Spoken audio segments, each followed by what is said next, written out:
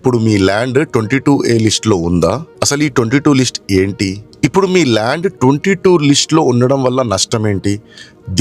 ఈ లిస్ట్లో ఒకవేళ మీ ల్యాండ్ ఉంటే మీరు ఈ ప్రాపర్టీని అమ్మలేరు, గిఫ్ట్ చేయలేరు, ఇలాంటి ట్రాన్స్ఫర్ చేయలేరు అనమాట. పొజిషన్ ఉంటుందా పోతుందా అంటే పొజిషన్ ఉంటుందండి. పొజిషన్ మీ డిస్టర్బ్ అవ్వదు, but transfer, sale, bank loan ఏది రాదు మీకు. సెక్షన్ 22A అనేది రిజిస్ట్రేషన్ యాక్ట్ 1908లోని సెక్షన్ అనమాట.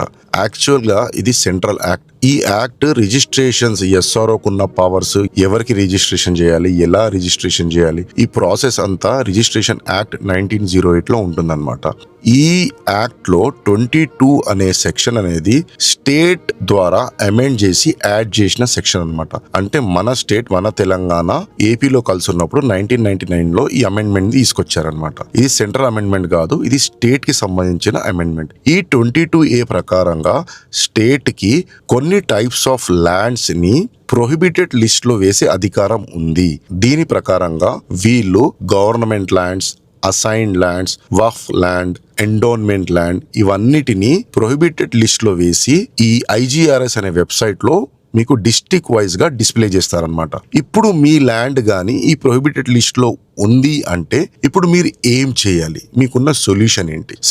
ఒకవేళ మీ ల్యాండ్ ఈ లిస్ట్ లో ఫాల్ చేస్తే మీరు భూభారతి అప్లికేషన్ ద్వారా, భూభారతి వెబ్సైట్ ద్వారా కంప్లైంట్ ఇచ్చుకోవచ్చు, ఒక గ్రీవియన్స్ రేజ్ చేయొచ్చు.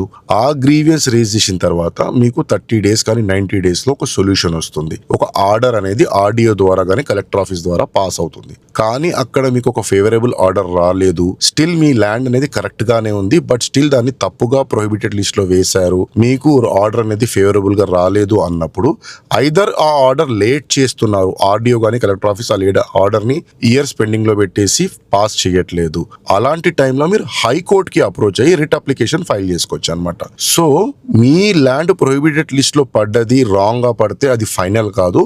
మీకు కొన్ని ఆప్షన్స్ ఉన్నాయి. First option you can go for the Bhubharati, then మీరు హైకోర్ట్ కి వెళ్ళి రిట్ పిటిషన్ ఫైల్ చేసుకోండి. ఈ వీడియో మీకు నచ్చితే ఫాలో చేయండి. మీకు ఇంకేమైనా డౌట్స్ ఉంటే కామెంట్ లో పోస్ట్ చేయండి, నేను తప్పకుండా రిప్లై ఇస్తాను.